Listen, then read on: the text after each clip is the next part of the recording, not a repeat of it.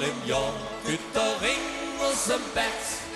Nämlich dann, wenn Herr Hu Wasser hat. Und dann freut sich der Fisch, das ist doch klar. Denn dann haben sie wieder Sauerstoff das erste Mal im Jahr. Und dann freut sich auch der Mensch, das ist doch klar. Denn dann stinken nur noch halb so viel das erste Mal im Jahr. Wir kriegen ander Wetter, sedet Meiers trinken.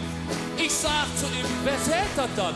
Da seht ich nur, der Regen, der stinkt. Ach, sage ich, das ist nicht schlimm, das Wasser ist jetzt knapp.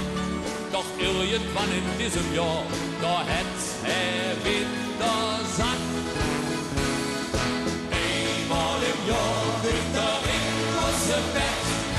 Nämlich dann, wenn der Hu Wasser hat.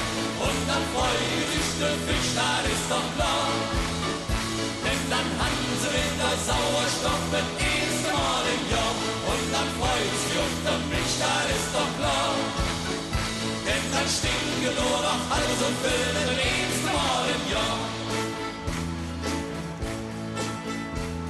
Der Ring, der ist die größte, der Kochpot der EJ.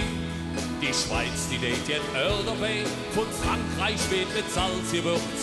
Und bei uns, da wird das Ganze chemisch konserviert. In Holland wird das Züpfchen dann als Trinkwasser probiert. Einmal im Jahr wird der Ring aus dem Bett. Nämlich dann, wenn der Hu Wasser hat. Und dann freut sich der Fisch, das ist doch klar.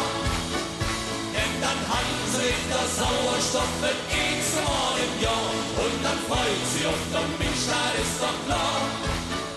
Denn dann stinken nur noch halb so viel das erste Mal im Jahr. Einmal im Jahr wird der Ring aus dem Bett. Nämlich dann, wenn der Hu Wasser hat. Und dann freut sich der Fisch, das ist doch klar. Denn dann haben sie wieder Sauerstoff das erste Mal im Jahr. Und dann